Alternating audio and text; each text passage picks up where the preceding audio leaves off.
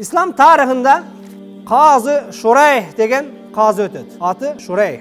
Kazı Şureyh kündördün birinde Hazreti Umar padişah mezgilinde bazarga kirip at satıp alat. Hazreti Umar bazarga kirip at satıp alsa, atты satıp alıp biraz bargandan keyin attın oşo jelkesinde oorusu var eken, ayıbı var eken at basa alбай kalat.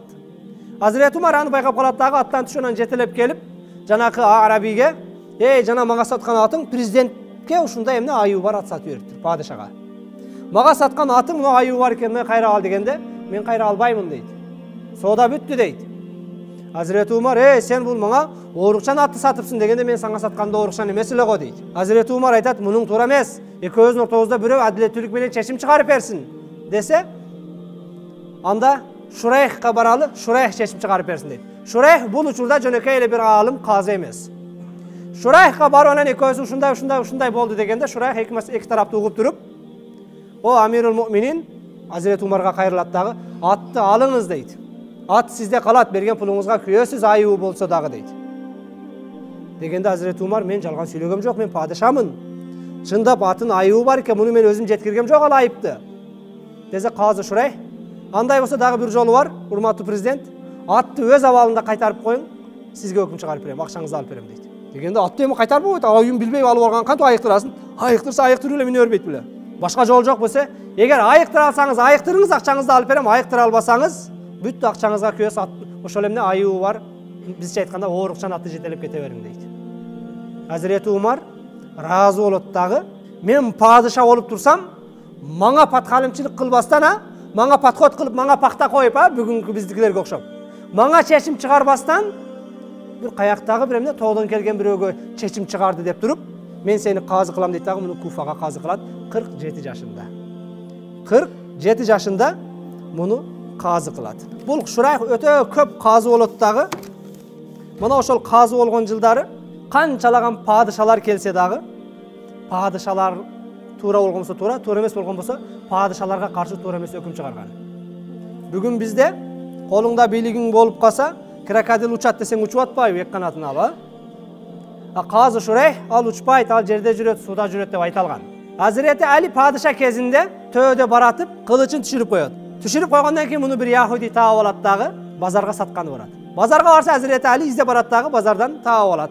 "Бул менин кылычым, мага сат" десе, "Муну сапты мен жасаган, башка меники, муну анык меники" дейт. Десе, "Бул меники" дейт тиги яхуди, динсиз, зимми. Анан казыга барабыз деп, анан экөө жанакы Kazı Şureyh'e келет. Kazı Şureyh'e келсе, Kazı Şureyh эмне дейт? Ким арыз жазса, шариятыбызда ким доого жазса, арыз жазса, ошол эки күбө алып келиш керек. Тиги меники деди, Hazreti Umar, "Бул меники, унуку эмес, меники алып бериң" деп арыз жазып атат.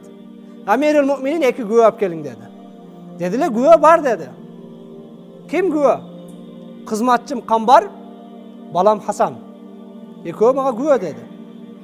Дедиле, Шурайх, "Камбардын күбөлүгүн кабыл кылабыз, бирок балаң Хасандыкы жарабайт" деди. Анткени шариятта бир туугандын, атанын бири-бирине пайдасына күбөлүк өтпөйт, зыянга өтө берет. Атам уурулук кылды десеңиз казы угат, урдаган жок десеңиз укпайт. Түшүнүңүздөр, зыяныга кабыл алат, пайдасыга кабыл албайт.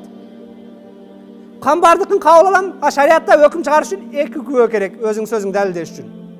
Камбары кызматчыңдыкы жарайт, бирок балаң Хасандыкы жарабайт" дедиле. Шурайх, бул Хасанды сен билбейсиңби" деди. Пайгамбар саллаллаху алейхи ва саллям бул Хасан бейиштин эң жаш жигити деп айткан. Пайгамбардын небереси. Пайгамбар бейиштик деп сүйүнчүлөгөн адамга ишенбейсиңби деди.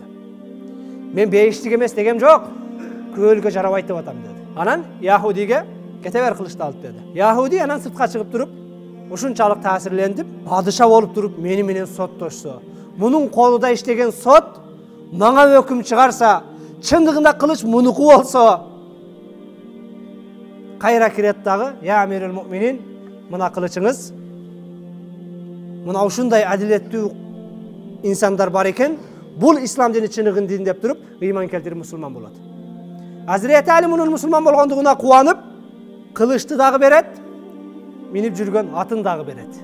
"Бул дагы кылычым дагы саңа белек" дейт. "Не үчүн мени менен соттошуп мындай кылдың" десе, "Я Amirul Mu'minin, Sizin arkanızdan baratdım edem, kılıçınız atınızdan düşüp gitti. Alıp bereyim dedim. Bирок sizdin sotlarыңızды bir tekşereyin dedim deydi. Oşanda ele alıp ayak padişah kılıçınız düşüp kaldı da bergim keldi, bu kılıçınızga zarkagan jerim yok. Alinin tuşunda padişalar kanday eken uşunu bir sınayın dedim deydi. Kazı Şureyh uşintip ne? Adilettүүлүк менен padişalarga karşı dagı höküm çıgarat.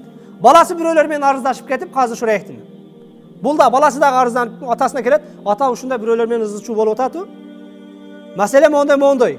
Eğer men ayıptуу bolsam aytыңыз, барып аладан кептеп жаап ташайын, ишти бүтүрүп ташайын. Айыбым жок болгон болсо чакырайын сот залда, мен жака чечип бериң. Атасынын жанагы нечесин экенин билет да. Дедиле. Болду балам, сот залга чакыра бер деди. Мени хак экем деди дагы. Сот залына чакыргандан кийин угуп көрүп туруп, баласына каршы өкүм чыгарды. Ата, кече сен айттым го, мен сизге түшүндүрдүм го, элдин арасында шарманда болдум дедиле. Сен барың аларды коркутуп, мени менен соттошпогула деп жаап ташайт сени айыптар десем. Шоның үчүн айтпастан, сот залында өкүм чыгарайын дедим дейт. Падыша келсе дагы туура өкүм чыгарган, баласы келсе да баласына жаткан эмес бул Кazı Şureyh. 47 жашында казы болуп, 107 жашында ошол адилетсиз падыша келип, уже туура эмес нерселерди мажбурлап баштаганда арыз жазып 60 жыл казы болуптур. Hazreti Umar'dın doğrunda halife kazı olgan, Hazreti Osman işten albaptır, Hazreti Ali albaptır, andan ki Muaviye albaptır.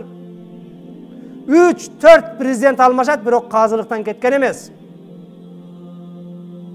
Eğer adam çınığı kesipköy adis bol oturgan bolsa, bul kanday gana biyilik almaşpasın, padişah almaşpasın, öz işinde tak atkarsa keyingi padişaha jaga beret eken.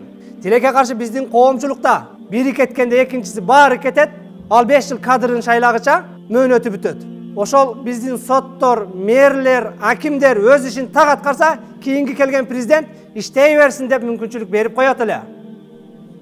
Oşolordun katarında men bugün mana oşol Kazı Şureyh'ten үлgü algan, Kazı Şureyh'in ömür bayanı maga karaganda jakşыраак bilgen, mamleketibizde muftiylikке at salışıp atkan ustazlarga dagı eskertүү desem adepsizligirak bolor, al kişilerden bardığı menen ilimdүүрөөк. Mana oşol insanlarga kayırılуу jasap suranamın, Kazı Şureyh'tey adilettүү tak bolуңуздар. Kazı Şureyh'tey tak bolsoңуздар, urmattуу alımlar, muftilikке at salışkanдар. Kança prezident almaşpasın, siz mufti oydan kala beretkeniz. Tileke karşı bizde tiyakta piket başlasa, bir yakta biz salda özlü tüzdep, men bolsam bu tigi bolsa o dep uje oңдонуп баштайбыз, сөзсүз mufti ketet koşo dep. Eğer biz Kazı Şureyh'tey adilettүү tak bolo turgan bolsok, prezident almaşsa almaşa beret, bирок bul jaktagı bizdin merler, gubernatorlar, sottor, damılalar, muftiler öz ordunda işin ulanta beretile.